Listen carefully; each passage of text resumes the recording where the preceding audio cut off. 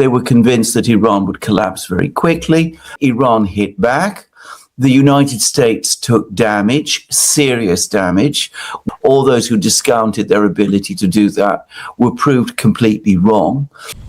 He doesn't want to be the president who negotiates and agrees to Iranian terms, which are going to be much tougher than those he could have had in February. What they're saying is, look, if you do a deal with the Iranians, what they will do is they will say that is a surrender. What you must do instead is keep the war going, escalate as our friends in Israel demand. US influence in the Persian Gulf area has collapsed, that Iran has emerged as the dominant power in at least that absolutely critical part of the Middle East. In no war the United States has ever fought up to now has it run out of weapons. I mean, that has never happened, but now it has.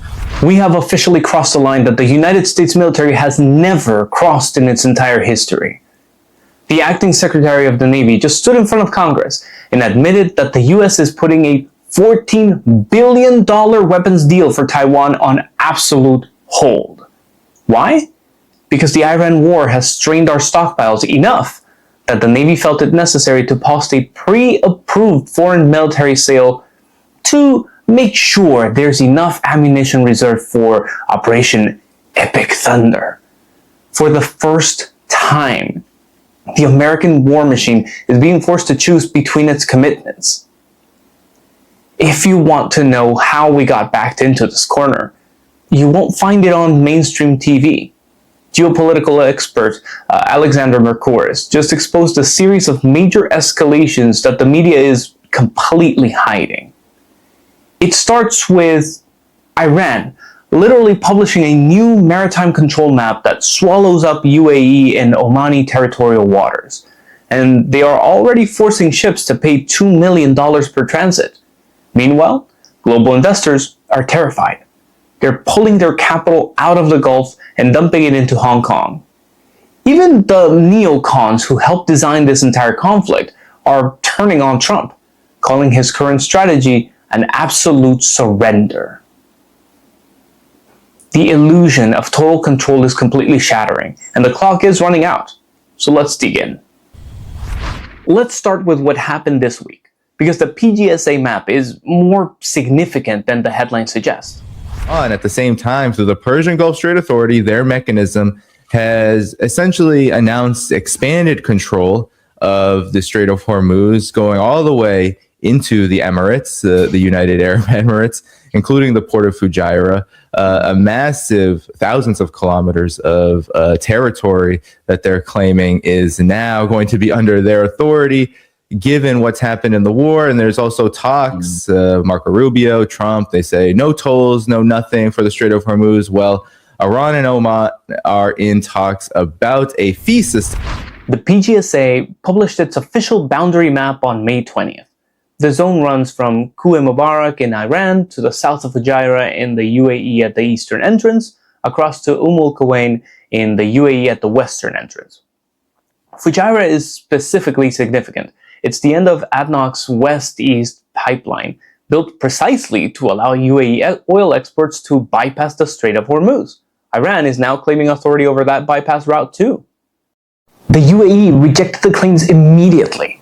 Saudi Arabia, Bahrain, Kuwait, Qatar, and the UAE sent a joint letter to the International Maritime Organization warning ships not to use Iran's designated route.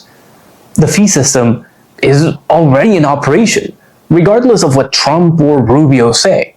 Ships have been paying up to $2 million per transit since March under the IRGC toll booth system. Iran isn't calling it a toll, they're calling it a coordination fee for safe passage. The semantic distinction doesn't change the operational reality. Iran decides who passes and what they pay.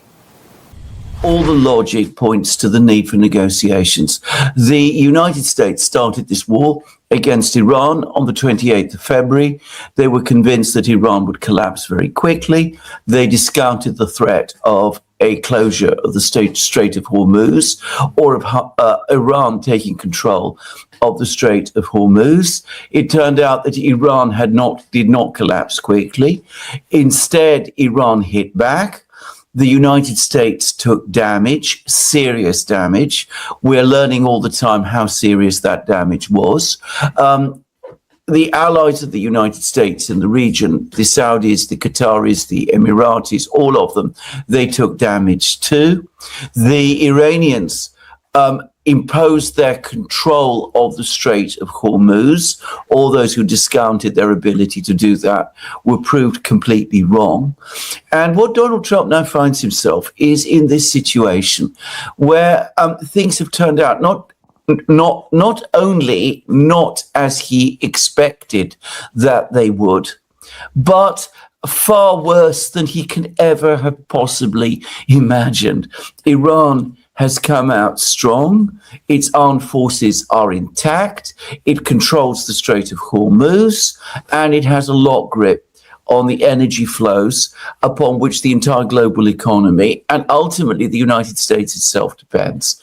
Now, in this situation, the logic points to Donald Trump beginning negotiations and starting negotiations in earnest. But his personal vanity, the political needs of the moment. I mean, he doesn't want to be the president who negotiates and agrees to Iranian terms, which are going to be much tougher than those he could have had in February. Anyway, the political needs of Donald Trump, and also the feeling in Washington and Tel Aviv and other places that the United States cannot start a war against a country like Iran and lose and make concessions. All that makes negotiations all but impossible. So you have this extraordinary, bizarre situation where all sorts of people are coming forward with proposals, documents are being passed backwards and forwards via Pakistan between Iran and the United States, but nobody's actually sitting down and talking. Mercouris is describing a trap with 3 walls that tighten over time. Iran's negotiating position has strengthened since February, not weakened. Bombing didn't break the regime. It confirmed to every Gulf state and global observers that the US couldn't deliver on its protection promise. Iran now controls the strait institutionally, has 90% of its missile capability intact per CIA assessment, and has Russia and China resupplying and upgrading its systems. Any deal Trump agrees to now costs more than a deal agreed before February 28th.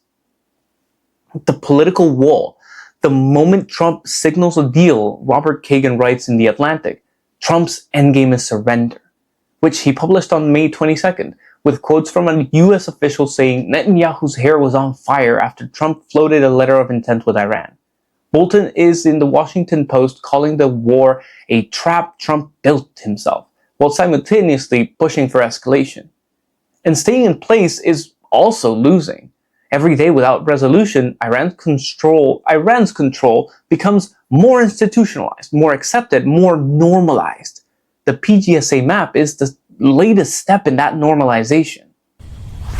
Welcome back to ARM Geopolitics. I'm Aaron Johnson. On this channel, we don't just cover the news. We cut through the noise, dominate the narrative, and give you the analysis mainstream media is too scared to run. Vigilance is our shield, truth is our weapon. Let's get into it. The most important strategic move happening right now isn't in the Persian Gulf. It's in op-ed pages in Washington, aimed directly at Trump. Kagan and the other neocons clustered around him have been advocating a war against Iran for the last 25 years. And now that the war was launched and they got their war and it didn't turn out as they expected, they're doing 2 things. Firstly, they are quietly preparing the ground for saying that the reason it didn't really succeed is because Donald Trump mishandled it. But of course, the other part of their agenda is to goad Trump and to put pressure on him and to get their friends in Congress to put pressure on him as well. And what they're saying is, look, if you do a deal with the Iranians What they will do is they will say that is a surrender. You have surrendered the strategic position of the United States. You have humiliated the United States.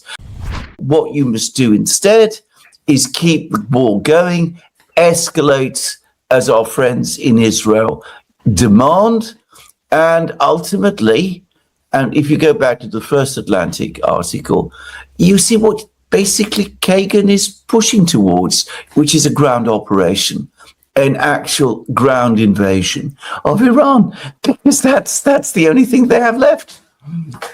And I don't know if you saw after that initial article, then you had John Bolton write in the Washington Post a much more direct call for that exact thing, for an escalation, for heavier strikes coupled with a ground operation, which Kagan in his piece was very circumspect to try to circle around. He didn't want to say it directly, but he was making hints that, you either go all the way or you go home. Both articles are real. Robert Kagan published Trump's Endgame is Surrender in the Atlantic on May 22nd, the day after this conversation. The key quote, "He seems to hope to slip away without Americans noticing the magnitude of this defeat."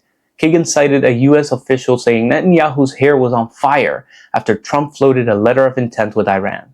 John Bolton published The Iran War is a Trap Trump Built Himself in the Washington Post on May 11th. Bolton's consistent position, ceasefire was a mistake. The regime won't change its behavior. Regime change is the only answer. He stops short of explicitly calling for a full ground invasion. But Mercouris' read of where the logic points is accurate. The America First question is direct. Whose interests are being served by pushing the US towards a ground invasion of Iran?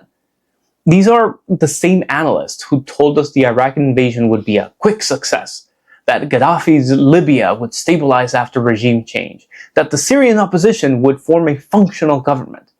Their track record on this specific approach is not good. And by their own admission in these articles, they're now processing their third major strategic failure in the region. Mercouris' read on the two-pronged play: prepare to blame Trump for mishandling. Meanwhile, push hard enough that he escalates before he can negotiate. If escalation works, they take credit. If escalation fails, Trump owns it. The architect of the original disaster don't really answer for it either way. The nightmare scenario Mercouris describes, it isn't theoretical anymore. The early signs are already visible. They see that American air defenses don't work in the way that they were supposed to work. They read all the reports that the United States has depleted its arsenals heavily, and they're also reading bizarre stories that are floating around, that the person that the Americans wanted to put in charge in Iran was none other than Ahmadinejad. And the Saudis, if they read these articles, will be saying to themselves, these people are out of their senses, they don't know what they're doing. So all of that must be undermining confidence right across the Persian Gulf. Whilst this Strait of Hormuz remains under Iranian control in the way that it is, whilst we have the situation of no war, no peace, that all of these countries are losing money. And they're losing money not just because they're not able to sell their oil and their gas and their naphtha and their helium and all of these things, but also because there's apparently very heavy capital outflow out of the Persian Gulf. Money's pouring into Hong Kong and Singapore because people are losing confidence in the stability and the security of the region. I would have thought that the absolute final strategic disaster for the United States is basically what you've just discussed. In other words, that the Iranians come to some kind of understanding with the other Persian Gulf states. The Persian Gulf states lose faith in the United States. They no longer believe that the US is able to defeat Iran or force open the Strait of Hormuz. So they say to themselves, well, who can open the Strait of Hormuz? Iran can. So let's do a deal with them. Let's sort out some kind of arrangements in the Persian Gulf that work to everybody's advantage, in the sense that we can get our oil cargoes through and Iran can pick up the fees. And we tell the Americans, thank you very much, but please go. The capital flight Mercouris mentions is documented. Boston Consulting Group estimated $700 billion in foreign assets registered in the UAE as of 2024. Since the war began, Goldman Sachs and Citigroup warned employees to avoid UAE offices. Financial advisors reported investors postponing Middle East plans and reducing regional exposure. Reports from March confirmed capital flowing towards Singapore and Hong Kong.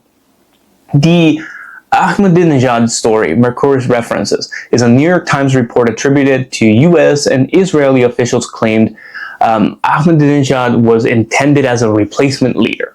Mercouris' point is that the Gulf state leaders reading this would conclude US strategy was built on intelligence completely disconnected from Iranian political reality.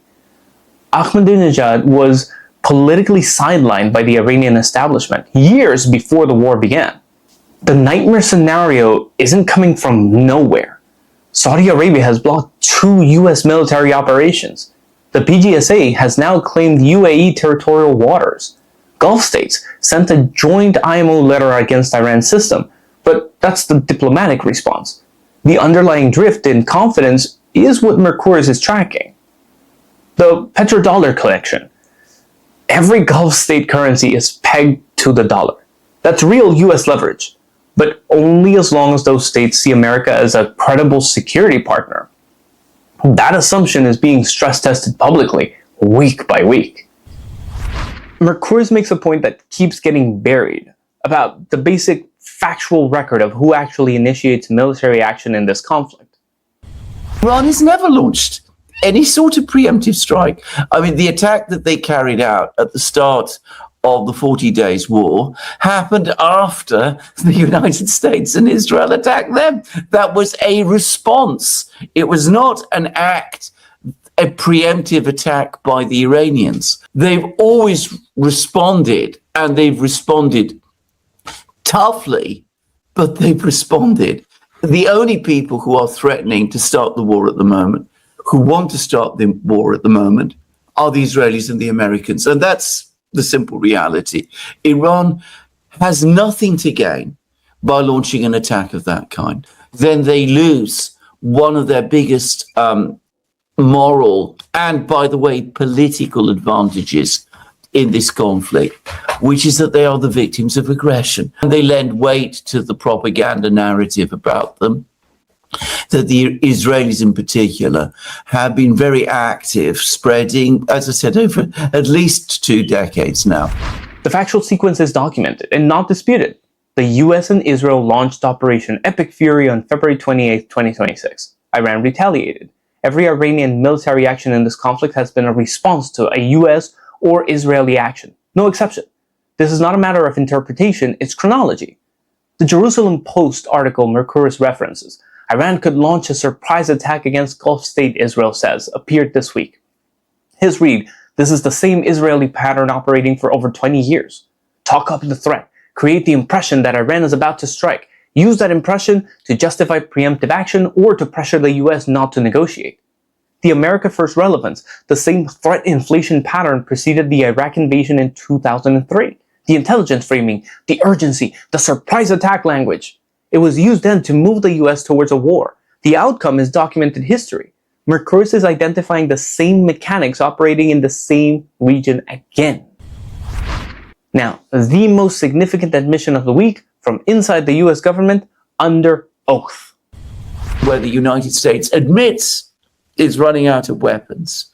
A situation where the United States is unable to prevail in a war even against a second-tier power like Iran. In no war the United States has ever fought up to now has it run out of weapons. I mean, that has never happened, but now it has. It began to run short of weapons in Ukraine in 2020, back in Ukraine's 2023 offensive, and they basically stopped supplying weapons on a major scale to Ukraine now. They've run out of weapons against Iran, which is in some ways even more humiliating. And of course, coming up against China, when you have depleted arsenals. Mercouris' conclusion is analytical. Here's the government testimony that backs it up. On May 19, 2026, 2 days before this conversation, Acting Secretary of the Navy, Hung Kao, testified before the Senate Appropriations Defense Subcommittee. Senator Mitch McConnell asked why a pre-approved $14 billion Taiwan arms package was stalled. Kao's answer, right now we're doing a pause in order to make sure we have the munitions we need for Epic Fury, which we have plenty, but we're just making sure we have everything. When McConnell asked if sales would resume, Kao said that decision was up to the Secretary of War and the Secretary of State. McConnell's response, on record, well, that's really distressing. That's the United States government in sworn testimony, saying that a pre-approved $14 billion commitment to Taiwan is on hold because of munitions needs for the Iran war. The specific framing matters. Kao said, we have plenty. The pause is precautionary, not an empty magazine admission. But the fact that the world's largest military felt it necessary to pause a major arms sale to preserve Iran war stocks is itself the historical data point. This has not happened in Korea, Vietnam, the Gulf War, Iraq, or Afghanistan. Mercouris' broader point stands. The US has fought simultaneous commitments before. It has not previously had to choose between them because of stockpile constraints caused by a single regional conflict with a country that doesn't have a superpower patron. The frame that connects everything, what happened in Beijing this month, and what it says about where power actually sits. What it means at the minimum is that China is now the global center of diplomacy, which is an astonishing fact, and one that is unprecedented in modern history for a non-Western country to be where all the top people go.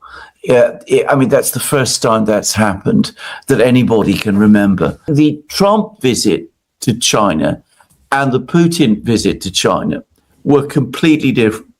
The Putin visit is part of a regular scheduled sequence of visits that take place every year now. There will be these big, elaborated, worked out agreements that are being discussed and negotiated all the time. There was very little preparation. Brought all of these business people with him.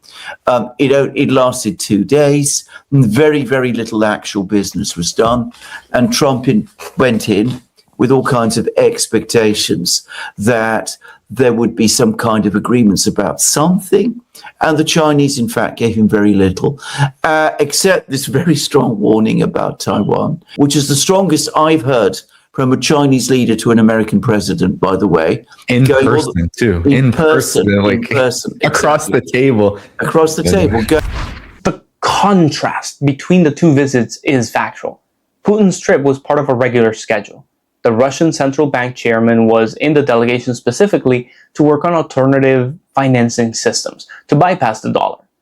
The trip produced 40+ signed agreements across trade, energy, and strategic cooperation. Trump's trip produced no signed agreements. He discussed the Taiwan arms sale directly with Xi, which broke 4 decades of US protocol against consulting China on Taiwan arms. He came back saying he may or may not approve the package. The acting Navy secretary then testified 2 days later that the package is on hold anyway. The Taiwan warning Mercouris describes, Xi told Trump, in person, across the table with a full US delegation present, that Taiwan is of existential importance to China, and that China is willing to go to war to defend it. Trump's response in subsequent interviews, the last thing we need right now is a war that's 9,500 miles away. Whether he absorbed the message or was simply managing optics, the practical outcome is the same. Taiwan's $14 billion arms deal is paused. The US doesn't have the munitions to fulfill it anyway, and Xi delivered the strongest direct warning Mercouris has ever heard from a Chinese leader to a US president. Mercouris' bottom line, China is now where the world's consequential conversations happen. Russia goes there for strategic partnership. The US goes there hoping for help on Iran and leaves with a warning. That's the power gap in 1 week's diplomatic traffic. If you want to understand the true gravity of this situation, strip away the talking points. What Mercouris is describing isn't just a tactical failure. It's the unraveling of an empire's leverage in real time. Think about the facts we've just uncovered. Iran is rewriting the map of the Strait of Hormuz, swallowing up the UAE's emergency bypass route, and charging millions per transit while Washington stands by, powerless to stop it. Every single signpost points towards diplomacy, but the political establishment in DC would rather watch the world burn than admit defeat. The moment Trump even hints at a deal, the neocons crawl out of the woodwork to scream surrender, so they can dodge accountability for the very war they engineered. Their alternative? A catastrophic ground invasion that Mercouris warns will be a definitive historical trap. The consequences are already radiating outward. The Gulf states are realizing that American protection is an illusion. Their missile defense didn't work. Their security was compromised. And now, their billions are quietly exiting the Middle East for the safe havens of Hong Kong and Singapore. We are looking at the very real possibility of our closest regional allies turning their backs on the US to sign a peace treaty with Tehran. And underneath the geopolitical drama lies the cold hard math of the American war machine. We are officially hitting the bottom of the barrel. When the Navy is forced to stall a $14 billion deal with Taiwan just to make sure it has enough ammo for Iran, something had broken. And Mercouris puts it, the United States has never had to make that kind of choice in a conflict before, until right now, in 2026. So his bottom line is the most chilling reality check of all. The mask has slipped. The gap between American ambition and American capability can no longer be papered over, and the world is watching it happen in real time. When you step back and look at the whole picture Mercouris is painting, it all boils down to one massive question. Is there any way out of this that doesn't completely crush America's position as a global superpower? Think about it. Iran officially controls the strait now. They've got the map, the authority, and the fee system to prove it. The neocons are screaming for a ground invasion that would be a total suicide mission. Our closest Gulf allies are quietly backing away, and our own Navy just admitted we're pausing a major Taiwan arms deal to preserve Iran war stockpiles. Meanwhile, the one player who could actually break this deadlock, China, just hosted both Trump and Putin, handing one of them 40 massive agreements, while giving the other a dead serious warning. So I'm throwing this over to you guys. Where do we go from here? What is the actual realistic play that puts American interests first? I don't mean neocon interests, and I don't mean Israeli interests. I mean what actually serves American troops and American families. Get in the comments right now and give me your raw take, because that is the only conversation that matters today. And look, if you think this kind of deep dive deserves to be seen by more people instead of being buried under a pile of mainstream media noise, do me a huge favor. Hit that share button. The algorithm is never going to push this reality check on its own. It completely depends on you guys. I'll see you in the comments. This is ARM Geopolitics. I'm Aaron Johnson. Stay sharp, stay informed, and never stop questioning. I'll see you in the next one.